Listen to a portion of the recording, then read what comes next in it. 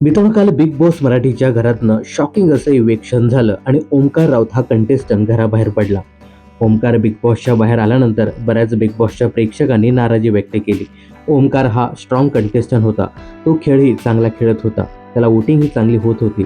तरीही ओमकारला घराबाहेर काढलं. यामुळे काही प्रेक्षकांनी हे अनफेअर इव्हेक्शन आहे असं सांगितलं आहे. ओमकार ऐवजी सचिन कुमावत किंवा आयुष संजीव याला काढायला हवं होतं असंही काही प्रेक्षकांनी मत व्यक्त केलं आहे. अखेर ओमकार हा बिग बॉसच्या घराबाहेर पडल्यानंतर त्याच्या कुटुंबियांनी आणि मित्रमंडळींनी त्याचं जल्लोषात स्वागत केलं.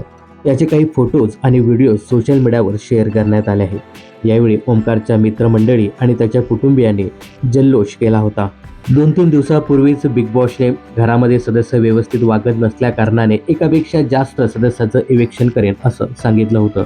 घरामध्ये इतर सदस्यांना धमकी दिल्याप्रकरणी दिव्या शिंदेला बिग बॉसच्या घराबाहेरचा रस्ता दाखवला. यासोबतच कमी वोटिंगमुळे आणि कमी कंटेंटमुळे ओमकार राऊतला घराबाहेरचा रस्ता दाखवला आहे. तर ओमकार राऊतचं बिग बॉसच्या घरातील इव्हेक्शन फेअर होतं की अनफेअर होतं याबद्दल तुम्हाला काय सांगायचं हे कमेंट्स करून नक्की सांगा. बिग बॉस आणि मनोरंजन क्षेत्रातील अशाच फिल्मी अपडेट जाणून घेण्यासाठी चॅनल जर सबस्क्राईब केलं नसेल तर जरूर करा.